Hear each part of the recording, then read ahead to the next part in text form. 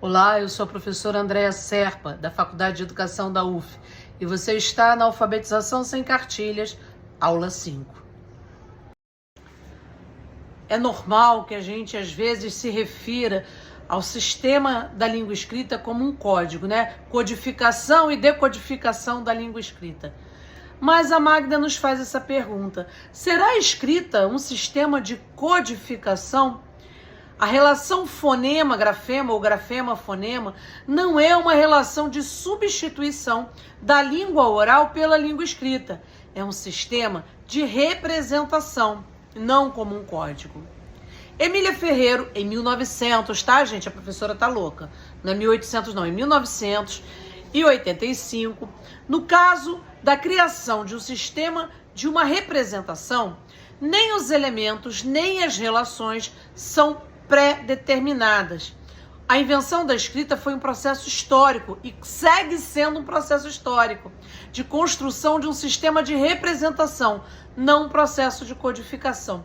E por que isso nos interessa? Para entender que a língua é viva, que as palavras, que os textos, que o discurso que a gente produz, ele é um discurso vivo, né? Então, a língua como um sistema de representação desse discurso, ela também não é fixa como um código, né? Que é criado, um código Morse. É criado e vai ser sempre esse código. Então, a língua escrita, ela nasce num contexto histórico e ela segue crescendo, se desenvolvendo, mudando, se transformando, na medida que os sujeitos históricos, dentro de uma sociedade e cultura, continuam pensando e discutindo essa língua. Os aspectos sintáticos, ortográficos, morfológicos e semânticos das palavras. BNCC, lemos assim: assume-se aqui a perspectiva enunciativa discursiva de linguagem, já assumida em outros documentos, como os Parâmetros Curriculares Nacionais, os PCNs, para os quais a linguagem é uma forma de ação interindividual orientada para uma finalidade específica, um processo de interlocução que se realiza nas práticas sociais existentes numa sociedade, nos distintos momentos de sua história. Portanto, nós estamos assumindo que o trabalho com a linguagem, ele acontece dentro da sociedade, dentro de um contexto que é histórico, que é social, que é interracional, né, que acontece na relação, na inter-relação entre as pessoas. Então, trabalhar com a linguagem é trabalhar com essas relações, com a comunicação, com a possibilidade da produção de discursos. Não tem nada a ver com práticas individualizadas, mecanicistas. É isso que a BNCC, que já resgata lá dos PCNs e traz para a gente refletir sobre o que é trabalho com linguagem. Vocês já me ouviram falar várias vezes ao longo desse curso na questão de que não existe texto sem contexto. Bom, eu não tiro isso do nada. Na verdade, tal proposta que está nos PCNs, está na BNCC, e está em diversos textos de diversos autores de diversas universidades, vai dizer: tal proposta assume a centralidade do texto como unidade de trabalho. Não é a sílaba, não é a letra, não é o A, E, I, O, U, não é o babebi bobu, não é a palavra, é o texto. É isso que está colocado, né? É isso que a gente tem como parâmetro de educação para o Brasil. A gente tem a centralidade do texto. O texto como unidade de trabalho e as perspectivas enunciativas discursivas na abordagem, de forma a sempre relacionar os textos em seus contextos de produção e o desenvolvimento de habilidades ao uso significativo da linguagem em atividades de leitura, escuta e produção de textos em várias mídias e simioses. Então veja, está claro que a proposta que nós temos neste país para o trabalho com a linguagem passa pelo trabalho do texto, a partir do texto a gente parte, ao texto a gente retorna, sempre numa perspectiva discursiva, sempre numa perspectiva interativa, sempre visando uma leitura significativa.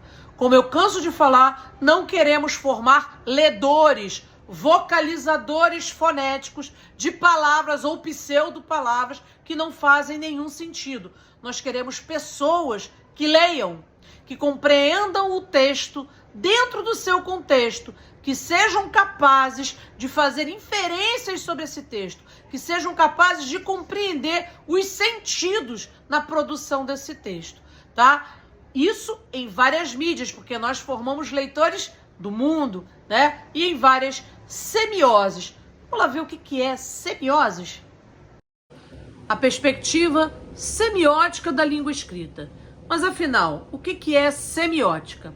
A palavra semiótica tem sua origem no grego semeion e significa signo, sinal. A semiótica é definida como a ciência dos signos, é definida como processos significativos, semiose, processos significativos, processos de significação na natureza e na cultura. Semiótica é a ciência que estuda os signos, a ciência dos signos. O professor Décio Pignatari, que também foi publicitário, poeta, ator, ensaísta, tradutor, definiu como signo uma coisa que representa outra coisa. Parece uma definição simplista, mas ela diz muito sobre o que é um signo. Quando alguém fala para você a palavra casa, na sua mente a imagem de uma casinha vai se desenhar. Essa imagem terá a ver com a sua referência cultural de casa. E mesmo em um país que fale a mesma língua e tenha uma única palavra para casa, na verdade, o referencial de casa vai ser bastante diferente, né? Dependendo da criança, da classe social, da localização regional. A imagem de casa que ela vai ter no imaginário dela é bem diferente. E temos referenciais diferentes dentro até do mesmo país. Essa imagem que aparece na nossa cabeça quando a gente lê casa ou vê a palavra casa, chamamos de significado. É o significado que casa tem para mim. É aquilo que eu imagino como casa. Então, o significado de uma palavra tem a ver com os meus referenciais sociais, culturais, né? Então, tem a ver com a minha experiência de vida, com a minha vivência, tá certo? Então, o significado que uma palavra tem para uma pessoa pode não ser o que tenha para outra pessoa. No entanto, a parte física, a grafia, o som, que a palavra casa possui na nossa língua e cultura, denominamos de significante. Então, nós temos o mesmo significante, casa, né? Mas essa palavra, esse significante casa, vai ter significados distintos dependendo do que eu tenha como referencial cultural de casa. Então, o que é um signo? Que a tal da semiótica estuda. O signo é a união entre significado e significante. O signo, a interação entre o significado e o significante. E aí vocês estão vendo aí, né? Por exemplo, vários piratinhos, né? Várias caveirinhas, né? Que, na verdade, é o mesmo desenho, né? Tem a mesma imagem, mas o contexto faz com que o significado desse desenho mude completamente, né? Seja um aviso de cuidado, perigo, eletricidade, alta tensão, bandeira pirata ou veneno. Claro que sempre indica perigo, né? A leitura é essa, mas dependendo do contexto que o acompanhe, nós temos leituras diferentes desse texto, não temos? Nós já falamos um pouco sobre ela, mas eu acho muito importante que a gente retome a centralidade da consciência semântica, né? A importância da semântica para a leitura e para a escrita. Aqui no Brasil, muitas práticas de alfabetização focam bastante na questão fonêmica, né? Na questão da relação grafema, fonema, nessa relação da consciência fonológica. Mas e a consciência semântica? Porque a consciência semântica é o que vai permitir que a gente tenha compreensão do texto, tá? Semântica é a área da linguística que estuda o significado e sua relação com o significante.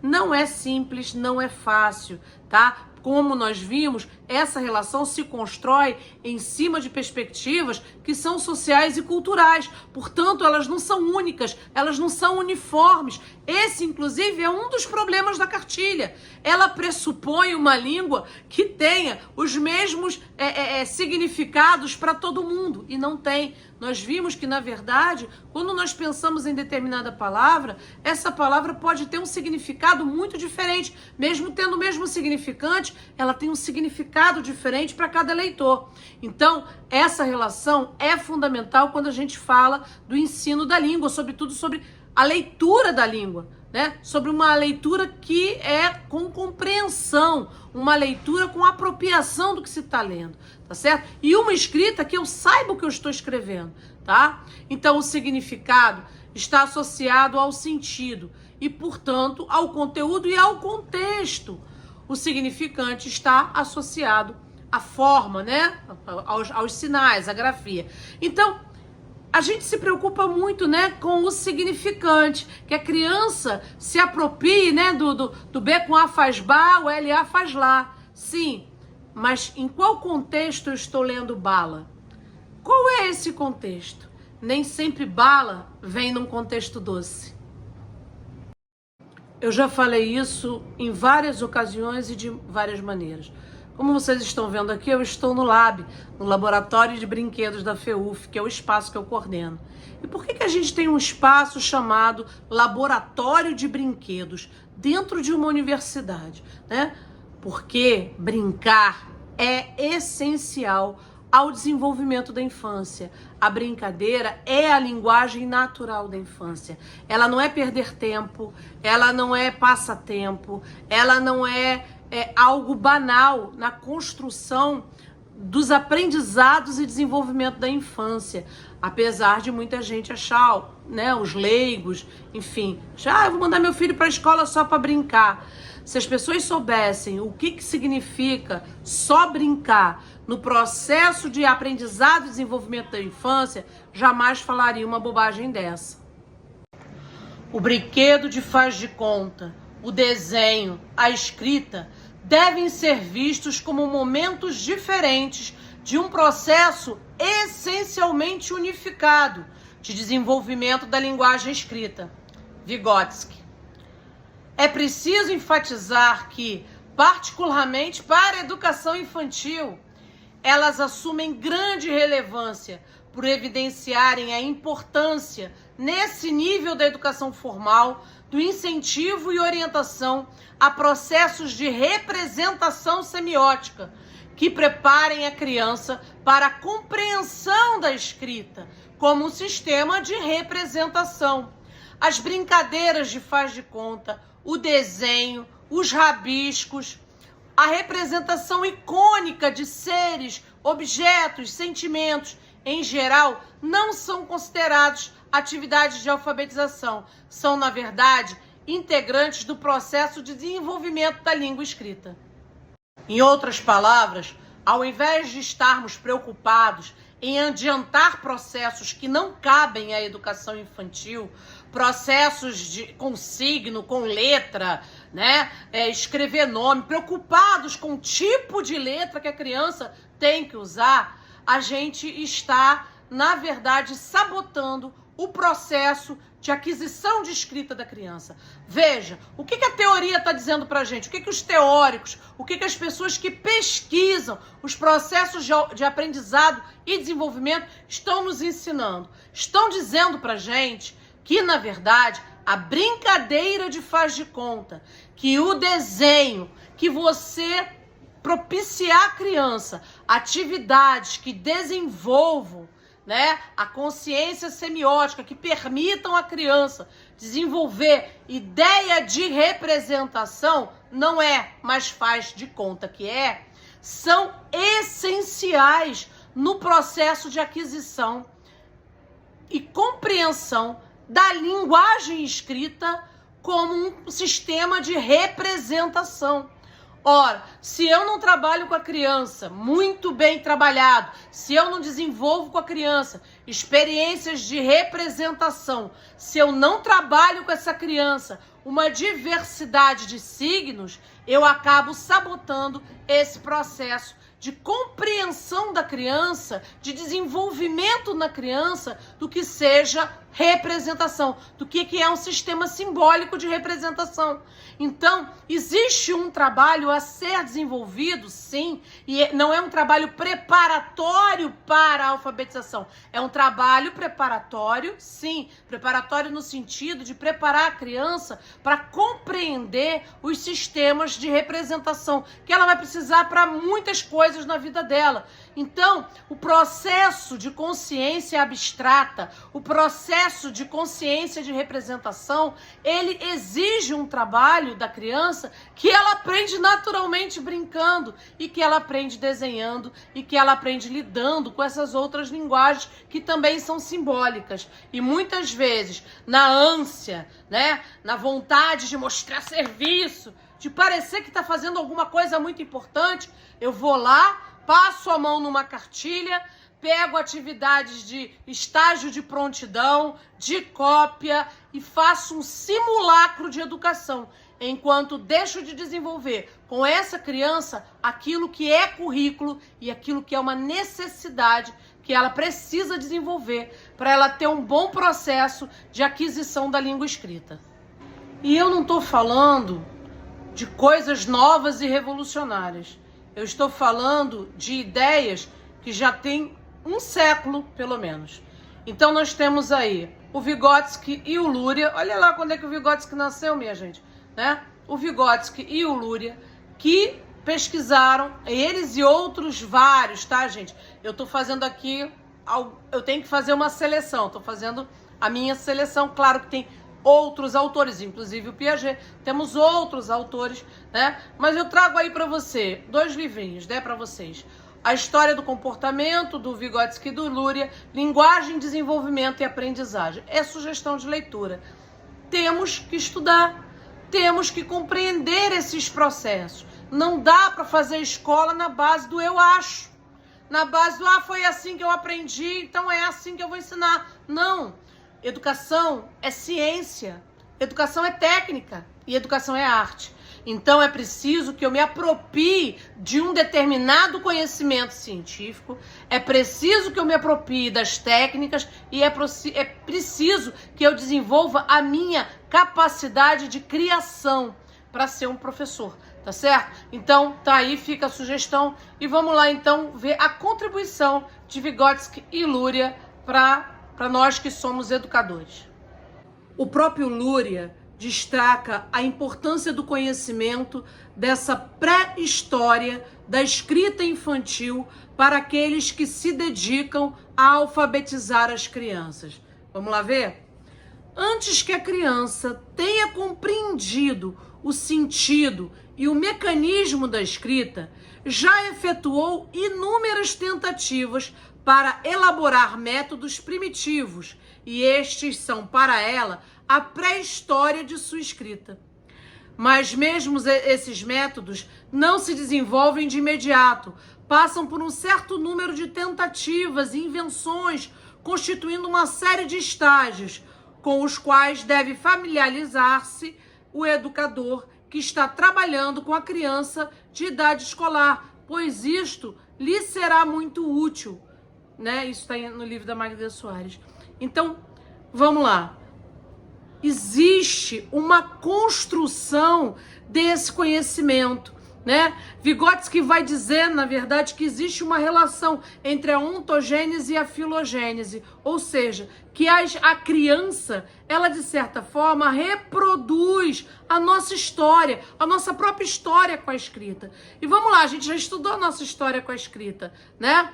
Então, nós tivemos ideias, né, que foram ideogramas, né, ideias que nós também relacionávamos a coisa, né, o signo e o significante. Então, tinha uma relação direta entre o desenho era o signo e já significava logo aquilo mesmo, era aquela coisa, né? Então, a gente já viu isso. A criança também passa por essas etapas. Para nós que trabalhamos com o processo de alfabetização da criança, é fundamental entender esses processos, entender que a escrita, ela não é simplesmente uma coisa, uma transmissão, né? Aliás, a gente já passou dessa etapa quando a gente pensa em educação, né? O próprio Paulo Freire já fez toda a crítica à educação bancária. Educar não é transmitir conhecimento, né? A criança não é uma tábula rasa, a criança não é um pote vazio que você vai encher de coisas. Ele é um sujeito pensante. Ele pensa sobre a escrita, ele cria hipóteses, ele vai criando paradigmas e ele vai testando e vai observando e vai na interação com os outros sujeitos que são sujeitos da escrita, pensando e desenvolvendo os seus conhecimentos sobre a escrita. Então é fundamental entender o que o Luria está chamando dessa pré-escrita, né? Essa escrita infantil, ela tem uma pré-história, sabe? Que a gente precisa compreender para entender que a criança, ela não é o erro, não é a dificuldade de aprendizagem, é um processo. Na verdade, muitas vezes, o que o professor chama de dificuldade da criança, na verdade, a dificuldade é docente. A dificuldade docente de compreender os processos da criança, às vezes por falta de conhecimento sobre esses processos. Então, vamos ter cuidado ao atribuir ao outro uma ignorância que às vezes não é do outro, é nossa.